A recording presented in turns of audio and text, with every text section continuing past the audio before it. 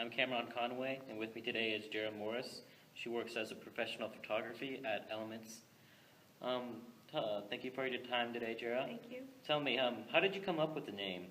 Elements Photography is actually a combination of my business partner and I's name. It has all of our initials in there, so we thought it'd be something kind of kitschy, cute to put in there.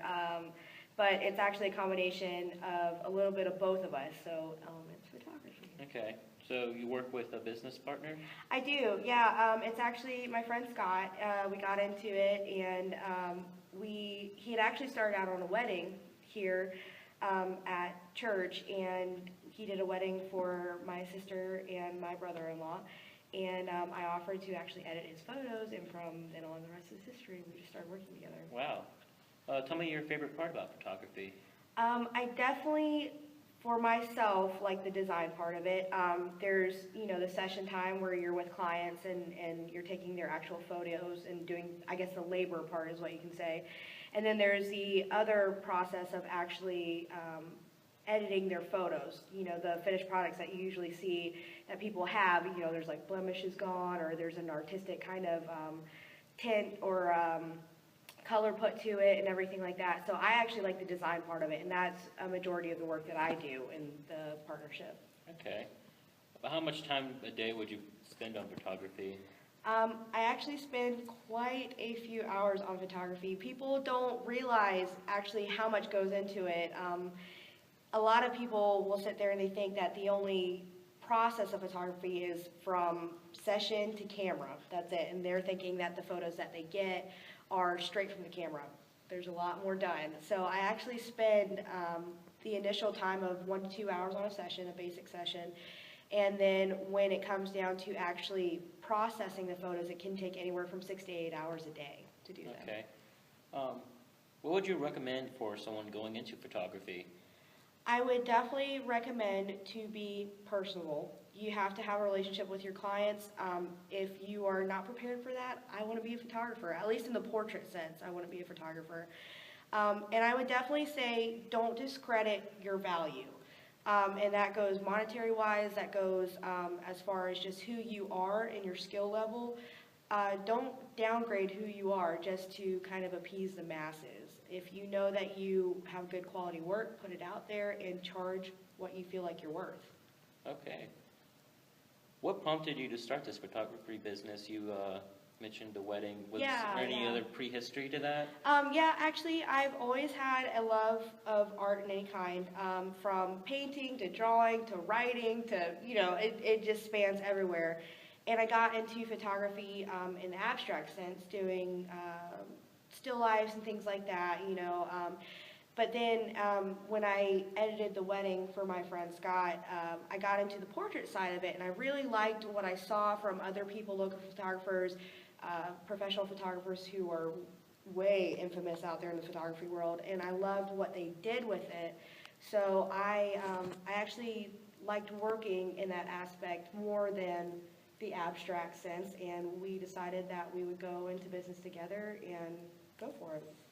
Now, doing photography, is it more business or pleasure? Does it just feel like a job, or is it kind of more than that to you? What's funny is I have a love for finding quotes and things like that, and I read one quote where I can't recall who it was, but they said that basically work is work until you love what you do, and then it becomes a passion.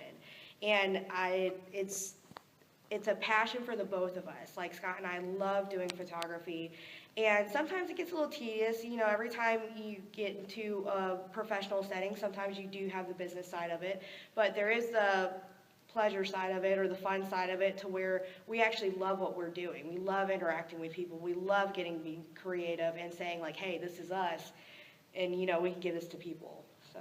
Okay. You have a business partner and you have to deal with people in photography, but how important is communication for your type of job? It is so important. It's more than just being behind a camera and taking a picture. I am an introvert at heart.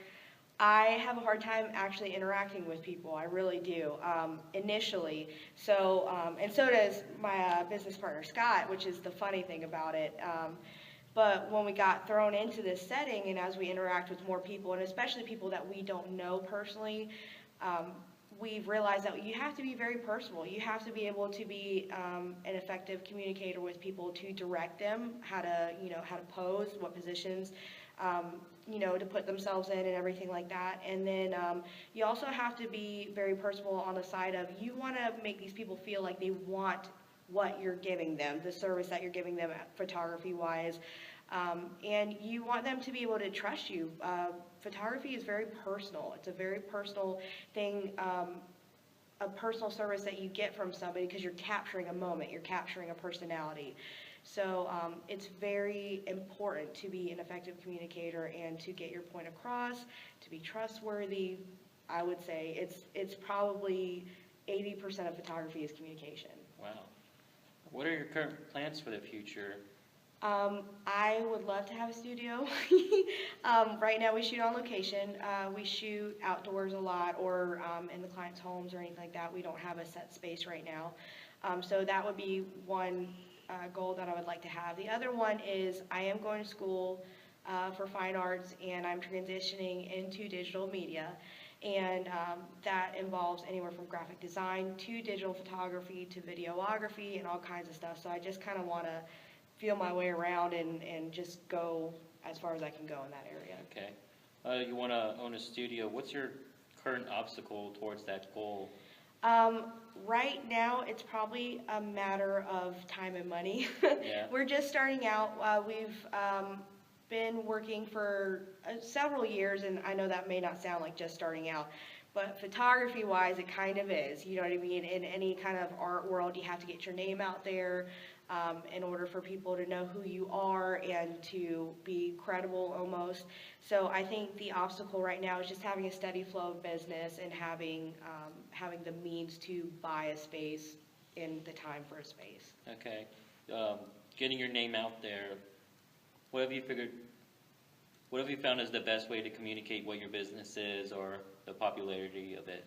Social media is actually one of the best tools. It's the best and the worst, I can say that, because everybody's out on social media.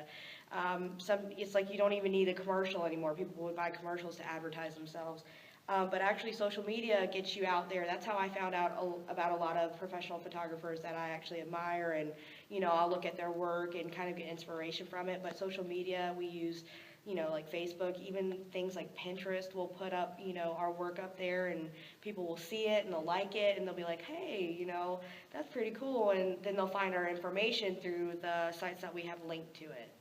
Okay. Well, thank you very much for your time today, Jera. Thank you.